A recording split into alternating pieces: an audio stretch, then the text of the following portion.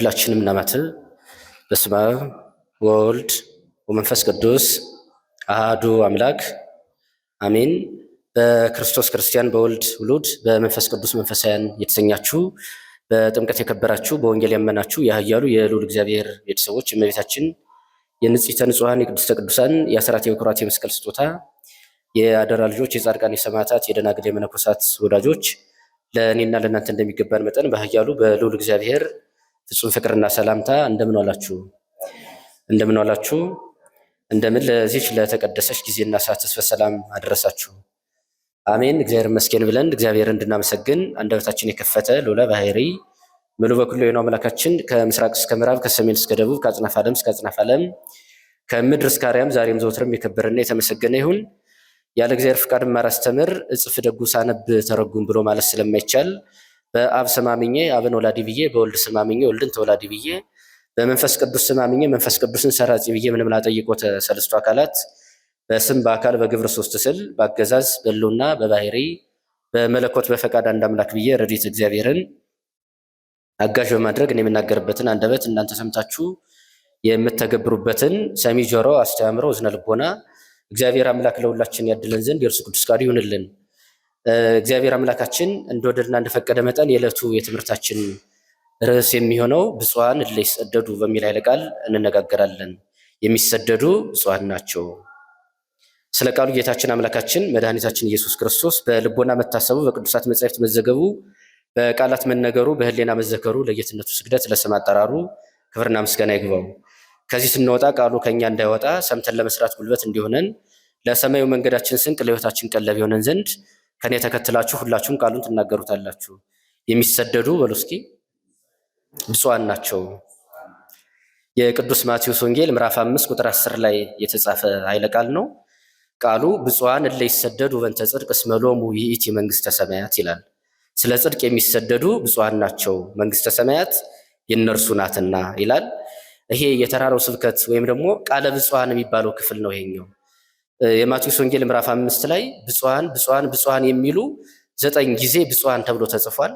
የዮሐንስ ወንጌል ምዕራፍ 13 ላይ ስትሄዱ አንድ ጊዜ ብፁዓን ተብሎ ተጽፏል። የዮሐንስ ወንጌል ምዕራፍ 13ቱን ያመጡና 10ሩ ቃለ ብፁዓን ይሏቸዋል አባቶቻችን። የዮሐንስ ወንጌል ምዕራፍ 13 ቁጥር 17 ላይ ጌታችን አምላካችን መድኃኒታችን ኢየሱስ ክርስቶስ እንደ ንፍቅ ዳቆን ወይም ደግሞ እንደ ተራዳይ ዳቆን የቅዱሳን ሐዋርያትን እግር ካጠባቸው በኋላ ምን አለ? እናንተ ብፁዓን ናችሁ ወአንትሙኒ ከመዝ ግበሩ ለቢጽክሙ፣ እነሆ እኔ መምህርና ጌታ ስሆን የእናንተን እግር እንዳጠብኩኝ እናንተ ደግሞ ለወንድሞቻችሁ እንዲህ አድርጉ ብሎ ብፁዓን ናችሁ ንጹሐን ናችሁ እያለ የተናገረበት ስለሆነ ይሄ የተራራው ስብከት መካከል ውስጥ ማቴዎስ 5፣ 6፣ 7 የተራራው ስብከት ነው የሚባለው።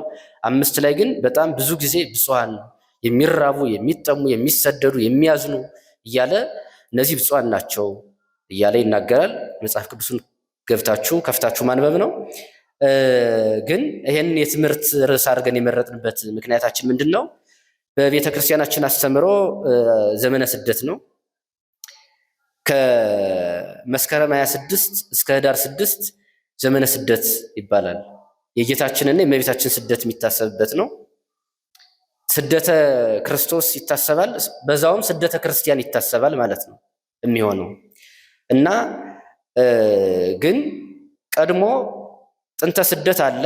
ስደት ማለት ምን ማለት ነው? ከቦታ መልቀቅ ነው፣ መፍለስ ነው አደለ? ወደ ሌላ ቦታ መሄድ ነው ስደት። መነቀል፣ መሰደድ፣ መፍለስ ነው ስደት ማለት።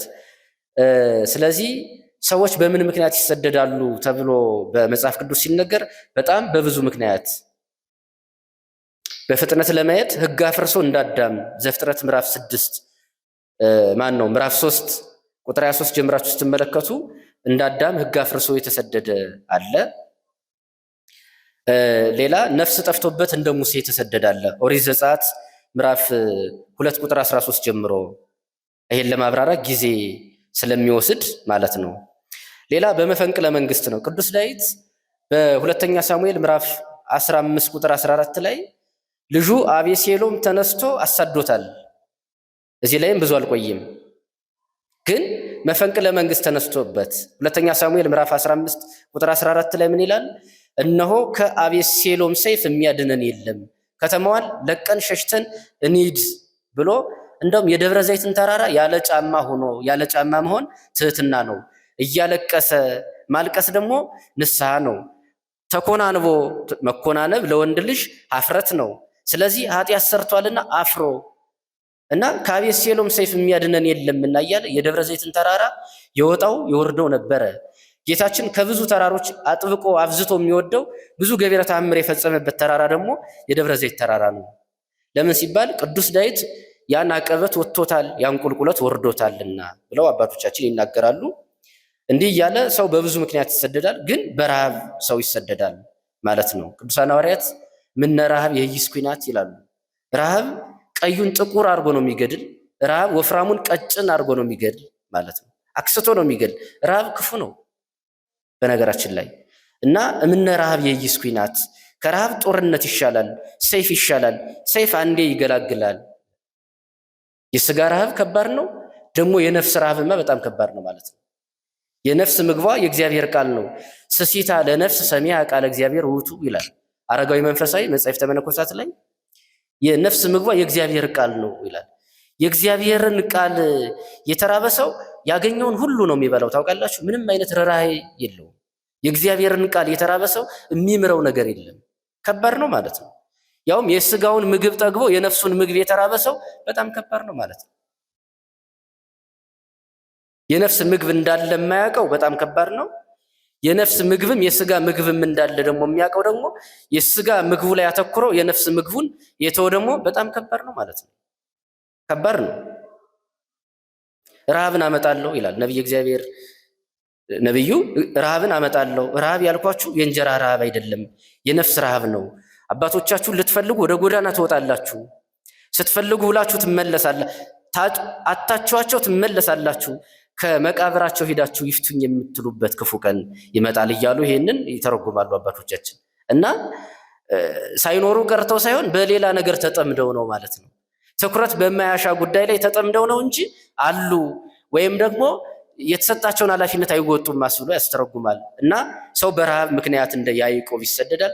ይሄን ሰፋ ማድረግ ስለፈለግኩኝ ሕግ ያፈረሰውን ነፍስ ያጠፋውን መፈንቅለ መንግስት የተነሳበትን የስጋዊ ቅናት የተነሳባቸውን እነዚህን ተውኩኝና ግን በረሃብ ሰፋ አድርጌ አንድ ታሪክ አነሳና ወደ ጌታችንና ወደ እመቤታችን ስደት መጥቼ ትምህርቱን ጠቀላሉ በፍጥነት። ኦሪት ዘፍጥረት ምዕራፍ 46 ቁጥር 1 እስከ 8 የያዕቆብን ታሪክ ታገኛላችሁ። ያዕቆብ ማለት የአብርሃም ልጅ የይስሐቅ ልጅ ያዕቆብ ማለት ነው። ከአርስተ አበው መካከል ያለው ያዕቆብ ማለት ነው። አምላከ አብርሃም፣ አምላከ ይስሐቅ፣ አምላከ ያዕቆብ ብላችሁ ጥሩኝ። እኔ እንደውም በቅዱሳኑ በኩል ስትጠሩኝ ራሱ ደስ ይለኛል። ይሄን መንገድ የፈቀድኩት የፈለግኩት እኔ ነኝ ብሎ ይናገራል። እና ይሄ ያዕቆብ ታሪኩ ይረዝማል እንጂ ቀድሞ ነገር ገና በማህፀን ወንድሙን ሲገፋፉ የነበሩ ናቸው። ታውቃላችሁ አይደለም? ከዛ ሲወለድ እንኳን የወንድሙን ተረከዝ ይዞ ስለተወለደ ያዕቆብ ማለት አሰናካይ ማለት ነው። ወይም ተረከዝን የሚይዝ ማለት ነው። አጼ ሰኮና ማለት ነው።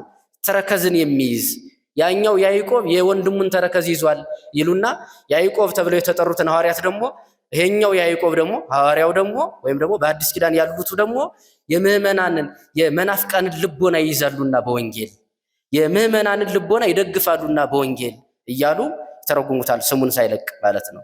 ግን ስም እስራኤል ይሁን ተብሎ ተቀይሮለታል በኋላ። እስራኤል ማለት ሕዝበ እግዚአብሔር ማለት ነው። የእናቱን ማህፀን ከፍቶ የሚወጣው ሰው እና እንስሳ ሁለቱም ለእግዚአብሔር ያስፈልጉ ነበረ።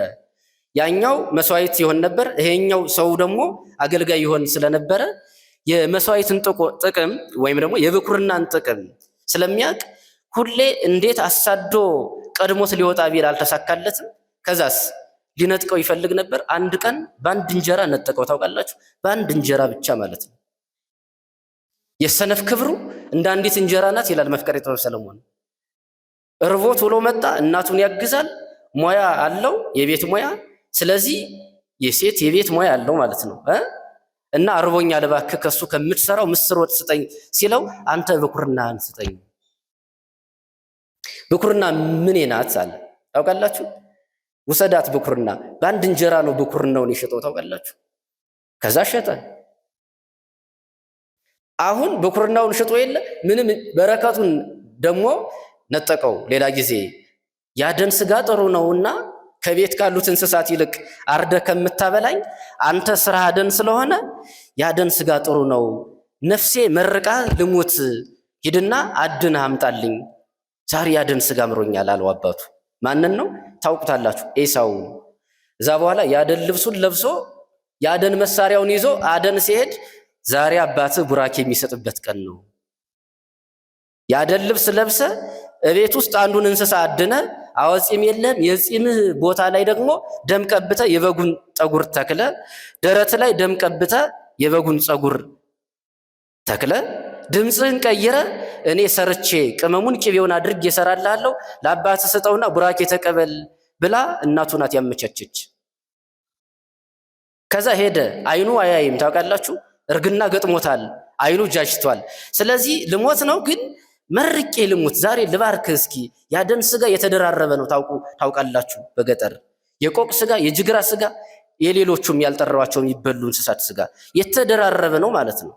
እና እሱ ይሻለኛል አምጣልኛል። አሁን ሂዶ ምግቡን ይዞ አምጥቻለሁ መርቀኝ አባቴ ሲለው አይ ድምፅ የያዕቆብ ነው ልብስ የኤሳው ነው ይላል። ታውቃላችሁ ይሄ እኮ ያስተረጉማል። ልብሳችሁማ የአገልጋዮቹ ነው፣ ድምፃችሁ የመናፍቃን ነው እንደማለት ነው። በመልካም አይደለም የምናነሰው እዚህ ጋር። በመልካም ከሆነ አዎ በኩርናን በመፈለግ ነው፣ በመታተር ነው። በዚህ አጋጣሚ እንበለ መከራ ዘይትረከብ ጸጋ እግዚአብሔር፣ ያለ መከራ የእግዚአብሔርን ዋጋ ማግኘት አይቻልም ይላል።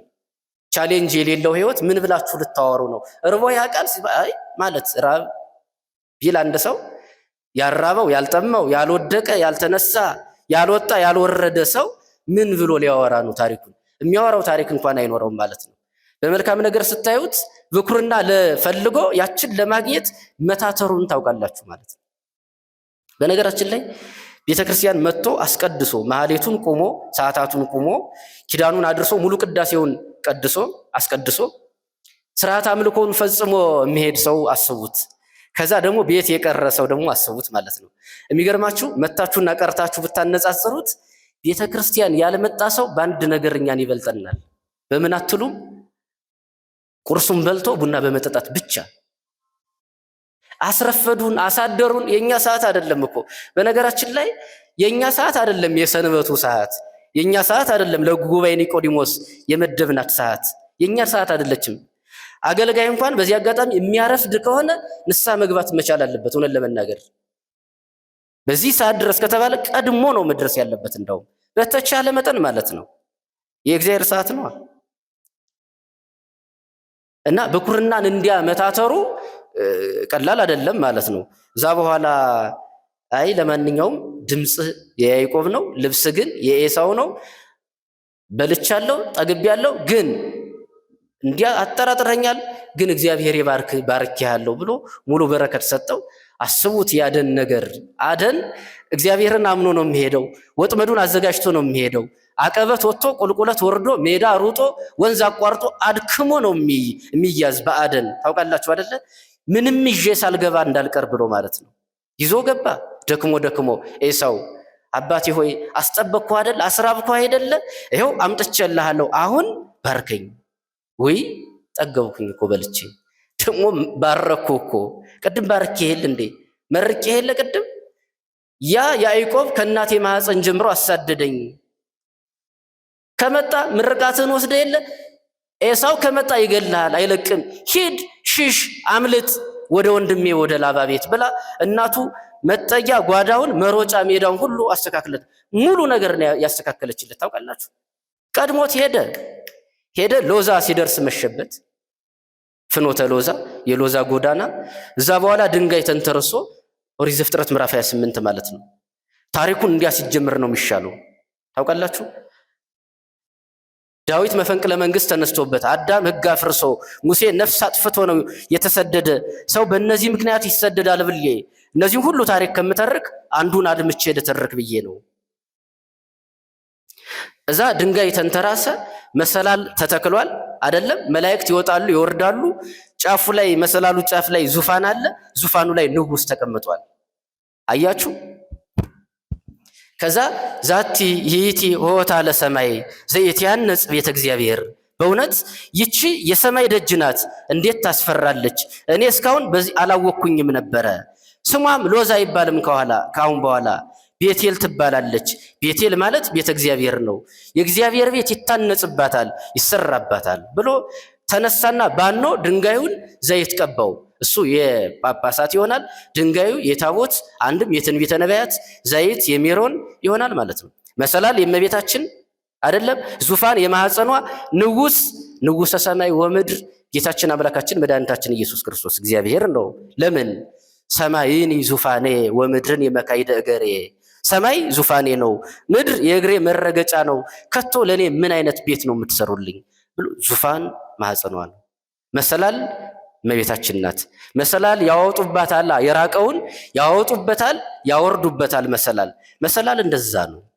መሰላል ጸሎት የራቀበትን ሰው አልቦ ጸሎት ወአልቦ ትንባሌ እንበሌኪ ዘያርግ ማርያም ለዋሌ ይላል አባ ጽጌ ድንግል። ምንም አይነት ምልጃና ጸሎት ያለ እመቤታችን አያርግም። ቅዱስ ኤፍሬም አንቲ ውእቱ ሰዋሱ ዘሬ ያዕቆብ እምድር ዘይበጽ እስከ ሰማይ ወመላእክተ እግዚአብሔር ያርጉ ወይወርዱ ውስቴታ ይላል። ያዕቆብ በፍኖተ ሎዛ ያየሽ መሰላል አንቺ ነሽ፣ መላእክት ሲወጡባትና ሲወርዱባት ያየሽ መሰላል። 28 ዘፍጥረት ጨርሶ ነግቶለት ተኝቶ ይቺ የሰማይ ደጅ ናት፣ በዚህም የእግዚአብሔር ቤት ይሰራባታል አለ ቅዱስ ዳዊት። መዝሙር 118 ቁጥር 20 ላይ ምን ይላል? ይቺ የሰማይ ደጅ ናት፣ ጻድቃን ወደ እርሷ ይገባሉ ይላል። መዝሙር 118 ቁጥር 20 ላይ እንደዛ ይላል። እና አሁን እዩት ዘፍጥረት 29 ላንሳና ታሪኩ ያልቃል። 29 ሲሄድ አስቡት። ሌላ ሀገር ሄዳችሁ የምታውቁ ከሆነ ምድረ በዳ በገጠር የት ትሆናላችሁ? ያገኛችሁትን ሰው ሁሉ ሰውም ሰላም ነው ሰላም ትሎታላችሁ፣ አቅጣጫ ይጠይቃችኋል፣ ያሳድራችኋል። እንደዛ ነው ሰው። እና ቁመዋል እረኞች ዙሪያውን ከበው፣ በጎች ተኝተዋል። ቅዱስ ያሬድ በድጓው በደንብ አምጥቶ እንዴት አመስጥሮታል። ከዛሳ እረኞች ቁመዋል፣ በጎች ተኝተዋል፣ ጉድጓድ አለ፣ የውሃ ጉድጓድ። ከዛ ድንጋይ ተከድነዋል። እንዴ ምን ሆናችሁ ነው አላችሁ። አይ ጠላት መጥቶ ውሃው ውስጥ መርዝ እንዳይጨምርበት ብለን ነው እና ድንጋዩን የከደን ነው። ግን ድንጋዩ የሚንከባለለው የሚገለበጠው 50 60 70 እረኞች ስንሆን ነው ይሉታል እረኞቹ። ግን ራሔል ስትመጣ ድንጋዩ ይንከባለላል። ራሔል ደግሞ በጎቿን እየመራች ትመጣለች ብለው ይነግሩታል። ለማን ነው? ለያዕቆብ ይነግሩታል ማለት ነው እንዴ ብሎ ቆመ። 50 60 70 እረኛ አልመጣም። ድንጋዩ አልተንከባለለም። ውሃው ድንጋይ ተከርኗል። ራሔል በጎቿን እየመራች ገና አልመጣችም። እሱም አብሮ ቆመ ማለት ነው። እዛ በኋላ ልክ እረኞች ከርቀት ማንን አዩት? ራሔልን አዩትና ወይ ራሔል መጣች በጎቿን እየመራች። ከዛ ያዕቆብ ራሔልን አየና ወዳው ልቡ ተከፈለበት፣ ወደዳት። ራሔልን ሲያይ ድንጋዩን ብቻውን አነሳው። ገጸ ንባቡማ ያስቃል። እሷን ሲያይ 50 60 70 እረኛ እየተጠበቀ ድንጋይ ማንሳት እስካሁን አያነሳውም ነበር ያሰኛል ማለት ነው። እንዲያ ነው የተጻፈው ገጸ ንባቡ። ግን ያዕቆብ የክርስቶስ ነው፣ ድንጋይ የመርገም ነው። እረኞች የነቢያት ናቸው፣ ውሃ የጥምቀት ነው። በጎች የምዕመናን ናቸው። ራሔል የእመቤታችን ናት። ራሔልን ሲያይ ወደዳት ማለት የራሔልን ደምግባቷን፣ አፋዊ ውሳጣዊ፣ የውጭ የውስጥ ንጽህናዋን፣ መዓዛ ቅድስናዋን፣ ንጽህና ድንግልናዋን ወደደና መርገሙን አራቀ ማለት ነው። እረኞች ነቢያት ከርቀት አዩት ማለት እነሆ ኋላ እናነሳዋለን። ነቢያት ድንቅ ድንቅ ነገር ተናገሩልሽ ይላል። ነቢያት ድንቅ ድንቅ ነገር እንደውም ምንድነው የሚለው? አልብኪ ነውር ላዕሌኪ ወኢምንትኒ እያሉ ማለት ነው። መኃልየ ዘሰሎሞን ምዕራፍ 7 ላይ ምንም አይነት ነውር የለብሽም፣ አልብኪ ነውር ላዕሌኪ ወኢምንትኒ፣ በላይሽ ላይ ምን ነውር የለብሽም። ነቢያት ድንቅ ድንቅ ነገር ተናገሩልሽ። እጢተ ምሳሌ የምና አምሳላት በመኑ በአምሳለ መኑ ናስተማሰለኪ እና አባ ሕርያቆስ። ስለዚህ እነዛ እረኞች ቀድመው ስለ ራሔል ተናግረው ነበር ማለት ነው። ራሔል በግ እየመራች ማለት ምዕመናንን መርታ ወደ መንግስተ ሰማያት የምታስገባ ናት ማለት ነው። መሪ ናት፣ እሷ መራሂ ናት። ምዕመናንን መርታ የምታስገባ ናት። ከፋችማ ልጇ ነው። ከሷ በነሳው ስጋ ደም አይደለ? ለምንድነው? ከተዋህዶ በኋላ ምንታዊነት ስለሌለ። እንግዲህ እዚህ በኋላ እንዲህ እያለ 7 ዓመት ተከትሏት ሄዶ 7 ዓመት ተገዛላት። ሸፋፍነው ሰጡት። ገልጦ ሲያይ ሊያ ናት። አይ 7 ዓመት የተገዛውት አጎቱ ነው ላባ። በዚህ አጋጣሚ 7 ዓመት የተገዛውላት ለራሔል ነው እንጂ ለሊያ አይደለም። ታላቅ እያለ ታናሽ አይዳርም። እሱ ደግሞ ታላቅ መሆን ነፍሱ ነው አይደል? በጣም ነው የሚወደው ታላቅ መሆን። እንደገና 7 ዓመት ተገዛ። 14 ዓመት ተራፊም የሚባል ጣዖት አምልካበት ነበረ። ከእግዚአብሔር ተለይቶ ነበር። ሙሉ ስሜቱን ከሷ ጋር አድርጎ ነበር። አሁን ቃሊቲ ሆኖ እንጦጦ አንዲት ሴት የወደደ ሰው አይሄድም፣ ግን በ16 ይመቸዋል መሄድ። ከሄድ ሰው ለሚወደው ነገር በጣም ተገዥ ነው፣ ባሪያ ነው ማለት ነው። በነገራችን ላይ በጣም የፈለገውን ዋጋ ይከፍላል። ሰው ለሚወደው ነገር ሳይችል ይከፍላል። ችሎማ ችግር የለውም፣ ሳይችል ማለት ነው። ሳይችል ይከፍላል።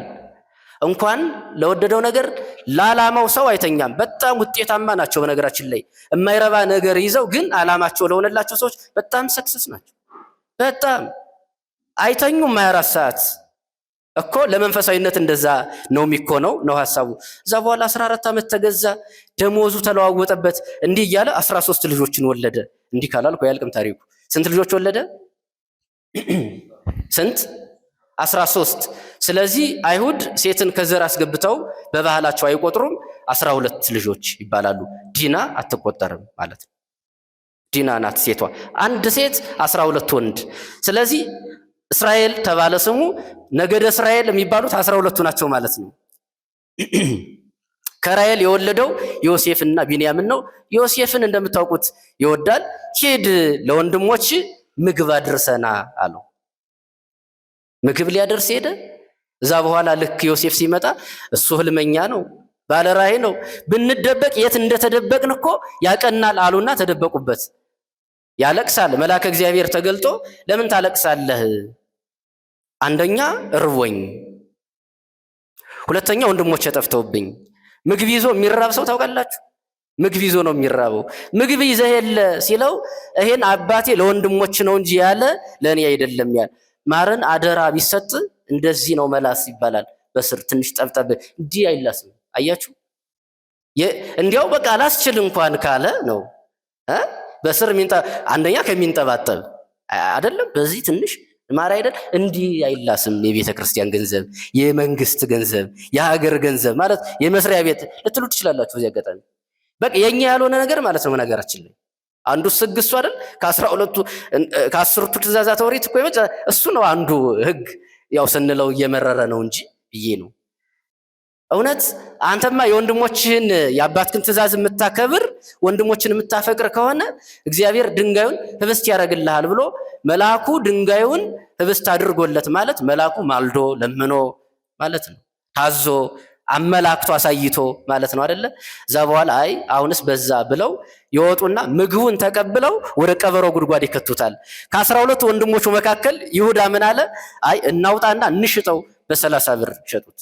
ቀድሞ በ20 እዛ በኋላ በ30 መጨረሻ ላይ በ30 ስለሆነ ዘተሳየጥከ ምስለ ዮሴፍ ከመ ይስፍር ሲሳዮሙ ለሕዝቡ ይላል አባ ጊዮርጊስ። ከዮሴፍ ጋር ወደ ግብፅ የተሸጠ እሱ ነው፣ ለሕዝቡ ምግባቸውን ይሰፍርላቸው ዘንድ። ከ12 ሐዋርያት ይሁዳ ነው የሸጠው ጌታችን። ዮሴፍ የተሸጠው በ30 ብር ነው። ጌታችን የተሸጠው በ30 ብር ነው። ዮሴፍን የሸጠ ይሁዳ ነው። ጌታችን የሸጠ ማን ነው? ይሁዳ ነው። ምግብ ይዞ ነው የመጣው። እሱ ደግሞ አነ ውእቱ ህብስተ ሕይወት ዘወረደም ሰማያት ይላል ዮሐንስ ወንጌል ምዕራፍ 8 ላይ ከሰማይ የወረደ የሕይወት እንጀራ እኔ ነኝ ይላል። ይህ ስጋዬ ነው፣ ይህ ደሜ ነው ይላል። ምግብ ይዞ ነው የመጣ። ዮሴፍም ምግብ ይዞ ነው የመጣ። ስለዚህ ምሳሌ ነው ማለት ነው። እዛ በኋላ ጽኑ ረሃብ ተነሳ። ጽኑ ረሃብ ሲነሳ እርስ በርሳችሁ እየተያያችሁ ስለምን ታዝናላችሁ? በግብፅ ስንዴ እንዳለ ሰምቻለሁ፣ ሄዳችሁ ስንዴ ግዙ። ስንዴ አከፋፋይ ማን ነው? ክፉ በሬ ተዋግቶ ወደ ጭድ ይጥላል ይባላል። ታውቃላችሁ? ሰው እንደው እኛም በቀሉን እዛው ማረግ እየፈለግን ነው እንጂ በቀል የኔ ነው ይል የለ። ደንቆሮ ብሎ አንድ ሰው ቢሰድበው ያሻሽላል። በቃ አንተ ቢባል አንተ የተባለ ሰው ታላቅ ደረጃ ላይ ይደርሳል። ታውቃላችሁ? በሰው የተናቀ ሰው ማለት ነው። ለምን ሰብእሰ ገጺሬ ይላል? ሰው ፊትን ነው የሚያየው። በብዙ የቅዱሳን ታሪክ እንደምታዩት ስንዴ አከፋፋይ ሆነ። ባጭሩ እዩት። የተራበ ሰው እንጀራ ሲበላ ሄደው ምግብ ሲበሉ ስንዴ ሊገዙ ሄዱ። ተሻምተው አይተው ታያውቁም። ምግብ ናፍቋቸዋል። እስኪ ምግብ የናፈቀው ሰው እዩት ሲበላ፣ አንደኛ አይመርጥም፣ ሁለተኛ በጣም ይቸኩላል አይደለም? እና ተደብቆ ያለቅስ ነበር። ታውቃላችሁ? ያኔ ምግብ ይዞ ነው የጠበቃቸው። አሁን ምግብ ይዞ ጠበቃቸው በግብፅ። ያኔም ያለቅስ ነበር። አሁንም ሲሻሙ ሲያይ አላወቁትም፣ አውቋቸዋል። ከዛስ ያለቅስ ነበረ። እናንተማ ሰላዮች ናችሁ። በእውነት እኛ ባሮች የአንድ ሰው ልጆች ነን። እንደውም አንድ ወንድም ነበረን አውሬ የበላው እንጂ አሉት። አውሬዎቹ ራሳቸው ናቸው። እንዲህ አይነት ታሪክ አለ። በነገራችን ላይ የተርቢኖስ የተባለው የንግስት እሌኒ ባል ኋላ መስቀል አውጥታ ቤተክርስቲያን አሰርታ ሽማግሌ ሆኖ እዛ አካባቢ አገኘችው። አወከኝ አለችው። አይ አላወኩሽም፣ ለማንኛውም እኔ እሌኒ ነኝ የጣልከኝ ባህር ውስጥ፣ ስለዚህ በምትችለው አገልግል ብላ ቤተክርስቲያኑ ጋር መድባው ሄደች ይላል ድርሳነ መስቀል ታሪክ ይህን ይናገር። ከዛ የሸጣ አነ ውእቱ ዮሴፍ ዘሰይጥከሙኒ ይላል። እነሆ የሸጣችሁኝ ዮሴፍ እኔ ነኝ። የኤማውስ መንገደኞች ለጌታችን የጌታችን ታሪክ ነግረውት የለ እኮ ለዮሴፍ ግብፅ ውስጥ የዮሴፍን ታሪክ ነገሩት። የሸጣችሁኝ ዮሴፍ እኔ ነኝ፣ እግዚአብሔር ለበጎ ነው ይሄን ያደረገ አላቸው። አሳዘኑታ። የተራበ ሰው አስቡት ሲበላ ደግሞ ከባድ ነው ሲጠግብማ። ምድር በሶስት ነገር ትጨነቃለች ይላል ሰሎሞን።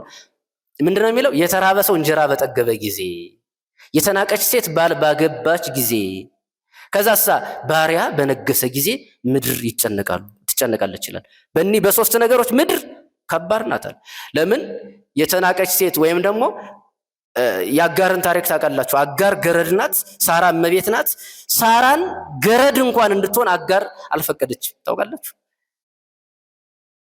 ሳራ የተባለች ቤተክርስቲያንን ልክ የአጋር ልጆች መጥተው እኔ በሀገራችን እኔ እንግዳ ተቀባይ ሁነን እንኑር አይደለም የምለው። ታውቃላችሁ? ቢያንስ እንኳን እንግዳ ሁነን ብንኖር ቢፈቅዱልን የእንግዳ ተቀባይ ሁነን እንደዛ እንኑር አይደል? ቢያንስ እንኳን እንግዳ ሁነን እንኑር። እንግዶቹ እኛን ቢያንስ እንግዳ ቢያረጉን እንደዛ እኮ ነው አይደለም? እግዚአብሔር ለበጎ ነው። አባቴን አምጡልኝ አለ። መስዋዕት ሰዋ፣ ወደ ግብፅ ልውረድ ወይ ፍቃድ ነው ወይ ሲል ወደ ግብፅ መውረድን አትፍራ፣ እኔ ካንተ ጋር ወደ ግብፅ እወርዳለሁ፣ በዛም ታላቅ ሕዝብ አደርጋለሁ። 70 ሆኖ ወርዶ 600 ሺህ የሆነ ታውቃላችሁ? 70 ሆኖ ወረደ። 70 ነፍስ ሆኖ ወርዶ 600 ሺህ ሰው ሆነ። ከግማሽ ሚሊዮን በላይ ሆነ። ይሄን ሰፋ አድርጎ ማየት ጥሩ ነው ብዬ አስቤ ከሌሎች ከተሰደዱ ሰዎች ታሪክ ይልቅ የያዕቆብን ትንሽ ጎላ አደረኩት ማለት ነው። እዛ የጌታችን የእመቤታችን ስደት አንድ ቁም ነገር ግን ያውዙ። በዚህ አጋጣሚ ቅድም መግቢያ ላይ እንደተናገርኩኝ ስደት ከመስከረም 26 እስከ ህዳር 6 ይታሰባል። ግን ጥንተ ስደት የሚባለው ጥር 3 ነው። ጥር 24 የሚሉ አንዳንድ ሊቃውንት አሉ። ጥር 3 ስደት ጥር 3 ነው። ጥር 3 ጸአተ እስራኤል ይባላል። ከዛ ግንቦት 24 ደግሞ በሃተ ግብፅ ይባላል። ወደ ግብፅ የገቡት መች ነው? ግንቦት 24 ነው። ሰኔ 16 ሚጠት ይባላል። ሰኔ 16 የተመለሱበት ቀን። ታዲያ ምን ነው ጥር አናከብርም ቢባል ጥር 3 ምንድን ነው? ልደት ነው። ለምን ከተባለ ከታህሳስ 29 እስከ ጥር 10 ድረስ 11 ድረስ ምንድን ነው? ዘመነ ልደት ይባላል። ከጥር 10 11 እስከ 21 ደግሞ ምንድነው? ዘመነ አስተርዌ ይባላል። አስተራየ ወልደ እግዚአብሔር ከመኢሳር ግብሮ ለጋኔን አስተራየ ተገለጠ ማለት ነው አይደለ? እነሆ የዲያብሎስን ስራ ያፈርስ ዘንድ የእግዚአብሔር ልጅ ተገለጠ ይላል። አንደኛ ዮሐንስ መልእክት ምዕራፍ 3 ቁጥር 9 ላይ በበረት ተኝቶ ታየ ተገልጦ፣ ሲጠመቅ በዛ በባህሩ ላይ ቆሞ ታየ፣ በኪደተ እግሩ ምድርን ሲቀድስ ታየ። ይሄ ሁሉ ከልደቱ እስከዛ ያለው ዘመን አስተርዌ ይባላል። እሺ ግንቦት ላይ ለምን አናከብርም ከተባለ ግንቦት ዘመነ ጰራቅሊጦስ ነው፣ በዓለ ሃምሳ ነው። ስለዚህ አይመችም። ከዛስ ሰኔ ላይ ለምን አናከብርም ከተባለ ጾመ ሐዋርያት ነው። ደሞስ አበባ በኢትዮጵያ ያለው በጥር አይደለ፣ በግንቦት አይደለ፣ በሰኔ አይደለ፣ በመስከረም በጥቅምት በህዳር ነው እንጃሉና እሷ አበባ ናት። ጽጌ አስተርአየ በውስተ ምድርነ በምድር መካከል አበቦች ተገለጡ። አንደኛ እሷንም እመቤታችንም ልጇንም አበባ እያሉ አንድም እሷን አበባ እሱን ፍሬ ጸዋሪተ ፍሬን የተሸከመች ስለሚባል ስለዚህ የሚመቸው ይሄ ነው አሉና በዚህ መጥቶ ይከበራል ማለት ነው። እና ግን ቀድሞ ነገር ለምን ጌታችን ተሰደደ ይባል አንደኛ እና አብርሃም እና ይስሐቅ እና ያዕቆብ አባቶቹ ናቸው አይደለ? ለእመቤታችንም አባቶቿ ናቸው በስጋ ልጆቿ ናቸው በጸጋ። የማቴዎስ ወንጌል ምዕራፍ 1 ቁጥር 1 ላይ የአብርሃም ልጅ የዳዊት ልጅ የኢየሱስ ክርስቶስ የትውልድ ሐረግ ስለሚል፣ ዕብራውያን ምዕራፍ 2 ቁጥር 16 ላይ የአብርሃምን ዘር ይዟል እንጂ የያዘው የመላእክትን አይደለም ይላል። አኮ በመልአክ ዋኮ በተንባል አላ ለሊሁ እግዚ ይመጽእ ወያድኅነነ ይላል።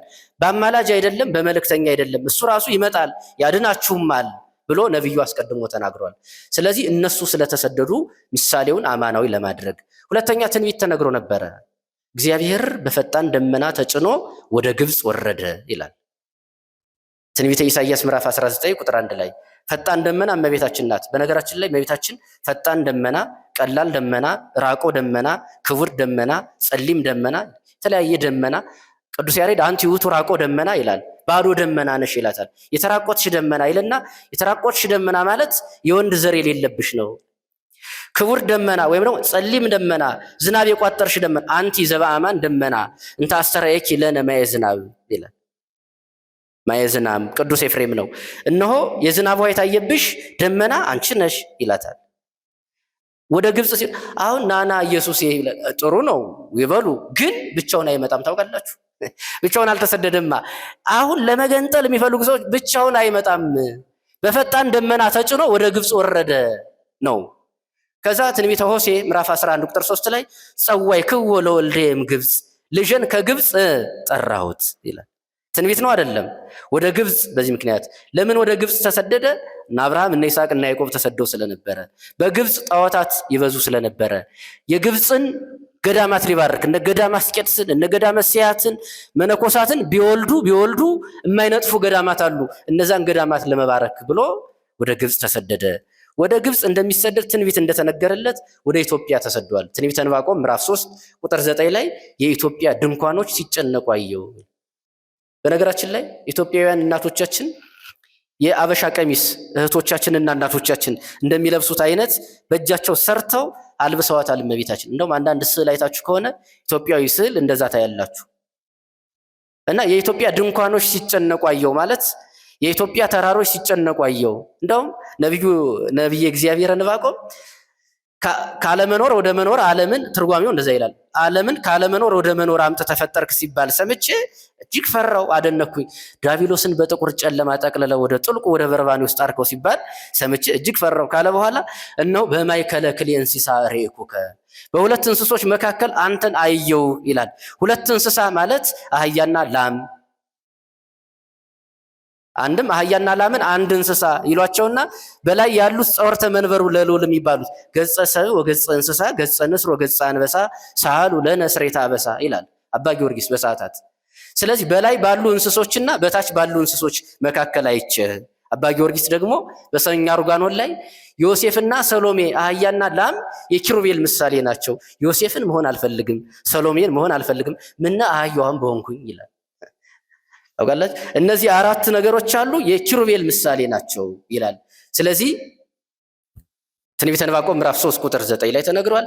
ትንቢተ ሶፎንያስ ምዕራፍ 3 ቁጥር 11 ላይ ደግሞ እነሆ ከወንዝ ማዶ ያሉ የኢትዮጵያ ሴቶች ልጆቼ ቁርባኔ ለኔ ያዘጋጁልኛል ብሎ አስቀድሞ ትንቢት ለግብፅ እንደተነገረ ለኢትዮጵያ ተነግሯል። ድርሳነ ዑራኤል ላይ በደንብ አለ።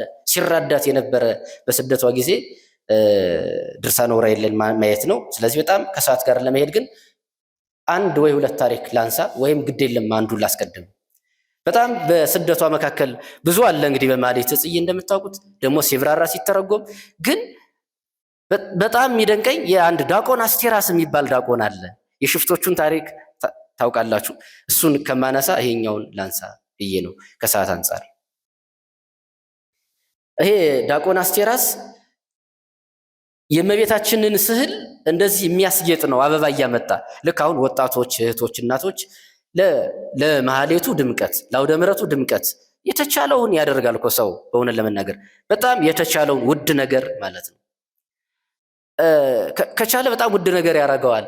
ካልሆነ ግን በዛ ጉዳይ ላይ መጨነቁ ነገሩን ውድ ያደርገዋል። ታውቃላችሁ። የስጋው ደግሞ ማክበሪያ ነዋያት ከተቻለ የእንቁ የወርቅ የብር ይሆናሉ። ለአክብሮተ ስጋው ደግሞ ወንጌል ከተቻለ በወርቅ ይለበዳል፣ ይጠረዛል አይደለ? ለአክብሮተ ወንጌል ሲሰበክ ለዛ የሚሆን ልብስ ይለበሳል። ካባ ላንቃ ይደረጋል አይደለ? ካባው ቀሚሱ ምኑ ለአክብሮተ ወንጌል ነው፣ ለሌላ ጉዳይ አይደለም። እነዛ ነገሮች እንኳን ሲቀደዱ ሲሰበሩ ባለሙያ እንትን አያደርጋቸውም፣ አይቀጠቅጣቸውም። ለምን? ቅዱስ ስጋውን ክቡር ደሙን የነኩ ስለሆነ ሌላ ነገር አያርፍባቸውም ማለት ነው። ይቀመጣሉ ማለት ነው። ዕቃ ቤት ይቀመጣል። እና ይሄ ዲያቆን አስቴራስ እንደዛ የሚያደርግ ነው። ዕለት ዕለት የተፈጥሮ አበባ እያመጣ ስዕሏን ያስጌጣል። 150 አበባ እና አበባ አጭር ጊዜ ነው። የኛ ህይወት በአበባ እንደዛ ቅዱስ ያዕቆብ ይናገራል፣ ቅዱስ ዳዊት፣ ሁሉም ይናገራሉ። ሳር አበባ የኛ ህይወት ነው። ስለዚህ ይቀይረዋል በየቀኑ። የአንድ ቀን እድሜ ስለሆነ ያለው መጨረሻ ላይ የአበባ ወቅት እንዳለፈ ታውቂያለሽ መቤቴ። ግን ባይሆን በአበባው ልክ 150 ጊዜ በቀን አመሰግንሻለሁ። እሷን ተፈሲ እያለ ቅዱስ ገብርኤል ደስ ይበልሽ እያለ ያመሰገነሽን ምስጋና እሱን አመሰግናለሁ። አሁን 150 ጊዜ በቀን እያመሰገነ ሲሄድ ሽፍታ ያገኘውና መንገድ ላይ ይገለዋል። ደግሞ የድሮ ገዳይ ይሻላል፣ ለመዝረፍ ለመቀማት ያጠቃኛል ብሎ ከገደለ በኋላ ቀብሮ ነው የሚሄድ። እንኳን ሰውን እንስሳን ቦታ ሲዞ ነው የሚሄድ።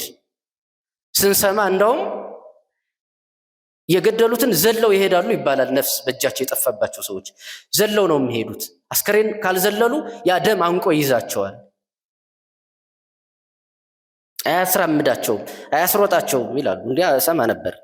እና መጨረሻ ላይ እመቤታችን ትገለጥና ያ ከእናንተ ጋር ሲያገለግለኝ የነበረው ዲያቆን ምን ብሏል? አርፏል። ሽፍቶች ገለውታል፣ ገለው በዛው ቀብረውታል። ሂዳችሁ እዚህ ቦታ ላይ አጽሙን አፍልሳችሁ መቃብሩን ከፍታችሁ አጽሙን አፍልሳችሁ አምጡና ሲያገለግልበት በነበረው ደብር ላይ በዚህ ቤተክርስቲያን ይቀበር ብላ ሲሄዱ ምልክት ያያሉ። ሲቆፍሩት አበባ በቅሎ ነው። ያን አበባ እየቆፈሩ ሲሄዱ አበባው የበቀለው ከአፉ ላይ ነው። ለካ ታውቃላችሁ። ጽጌ ሰሪ ጾባ አጽሙ ይላል ማኅሌተ ጽጌ። ከአፉ አበባ ወጣ የሚለውን ታሪክ በዜማ ያመሰግንና እዩት። ከአፉ ላይ አበባ በቀለ። ከአፉ ላይ አበባ የበቀለ ማለት ውዳሴ ማርያም የሚጸልይ ሰው፣ አርጋኖን የሚጸልይ ሰው፣ መልካ ማርያም የሚጸልይ ሰው፣ ታምረ ማርያም የሚያነብ ሰው ከአፉ ላይ አበባ የበቀለ። ከእጁ ላይ አበባ የበቀለ ስዕሏን የሚስል ስለሷ የሚደርስ ነገረ ማርያም በብሉይ ኪዳን በአዲስ ኪዳን በሊቃውንት እያሉ እንደነ መጋቢ ሐዲስ ሮዳስ እንደነ ዲያቆን ሄኖክ ኃይሌ የብርሃን እናት እያሉ አሐቲ ድንግል እያሉ እንደነ አባ ገብረ ኪዳን አይነት እጅ ከእጁ ላይ እሾህ የበቀለበት አይደለም። ታውቃላችሁ። ከእጁ ላይ አበባ የበቀለበት ነው። ከአፉ ላይ አበባ የበቀለበት ተፈሲ የሚል ነው። ከአፉ ላይ እሾህ የበቀለበት ካላችሁኝ አልተጻፈም እንጂ ቤዛ አትባልም የሚል ነው። ይሄ ከአፉ ላይ እሾህ የበቀለበት ነው። ከእጁ ላይ አበባ የበቀለበት የሚጽፍ ነው ካልን ስለሷ የሚደርስ ነው፣ የተደረሰን የሚተረጉም ነው ካልን እኮ ከእጁ ላይ ደግሞ እሾህ የበቀለበት ማማን ነው ካላችሁ ስዕሏን የሚቀድ ነዋ። መጀመሪያ በአፉ ቀደደላት ጳጳሱ፣ ከዛ እሷ በእጇ ቀደደች ስዕሏን። አያችሁ። መኑ ሰጠጣ ለመልበሴ፣ ልብሴን የቀደደ አይደለም መኑ ሰጠጣ ለመልበስከ ይላል ተፍጻሚተ ሰማዕት ቅዱስ ጴጥሮስ። የነ አርዮስ የነ እለእስክንድሮስ የነ አኪላስ መምህር ጌታችን የተቀደደ ቀሚስ ለብሶ ያየዋል። መኑ ሰጠጣ ለመልበስከ፣ አርዮስ ሰጠጣ ለመልበሴ፣ አርዮስ ልብሴን ቀደደብኝ ከባህሪ አባቴ ከእግዚአብሔር አብ ከባህሪ ሕይወቴ ከእግዚአብሔር መንፈስ ቅዱስ ለየኝ እንጂ ይላል። ታውቃላችሁ። በአፉ ቀደደ፣ በእጇ ቀደደች። ስሟን ነው የቀደደው መጀመሪያ፣ አይቀደድም እንጂ ማለት ነው። አያችሁ። ስለዚህ እንደዛ አይደለም በነገራችን ላይ። እና እንደዛ ነው የእመቤታችን የጌታችን ስደት ይህን ይመስላል።